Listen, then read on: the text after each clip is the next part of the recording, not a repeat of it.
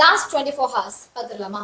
Honourable prime minister Modi அவர்கள் நேற்று night ஒரு வீடியோ அப்லோட் பண்ணியிருந்தாங்க. அந்த வீடியோவில் ஸ்டூடெண்ட்ஸ் ப்ரொடெஸ்ட்டை வந்து அக்னாலேஜ் பண்ணியிருந்தாங்க. ஃபாஸ்ட் ட்ராக் கோட்ஸ் செயல்படுத்தப்படும், அதுவும் பேப்பர் லீக்ஸ், நீட் பேப்பர் லீக்ஸ்க்காகவே பிரத்யேகமாக ஸ்ட்ரிக்ட் ஆக்ஷனை உடனே எடுக்கும்படியாக அந்த கோட் செயல்படும் அப்படின்னு சொல்லியிருக்காங்க. அண்ட் பார்லிமெண்ட்ல புதுசாக ஒரு பில் டிராஃப்ட் பண்ணப்படுது, அது சீக்கிரமாக கேபினெட்டுக்கு போய் பார்லிமெண்ட்டுக்கு வரும் அப்படின்னு ப்ராமிஸ் பண்ணியிருக்காங்க.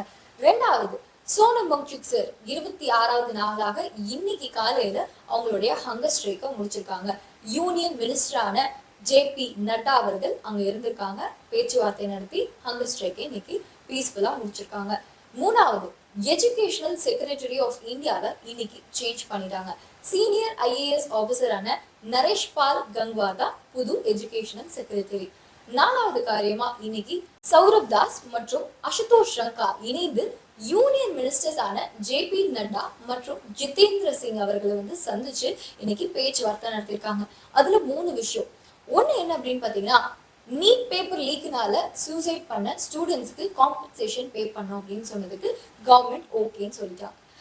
ரெண்டாவது, நம்மளுடைய union education minister Dharmendra Pradhan அவர்கள் ரிசைன் பண்ணணும் அப்படின்னு சொன்னதுக்கு நாளைக்கு வரைக்கும் டைம் கேட்டிருக்காங்க.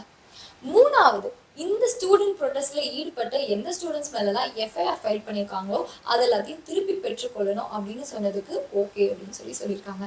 And that's it about last 24 hours.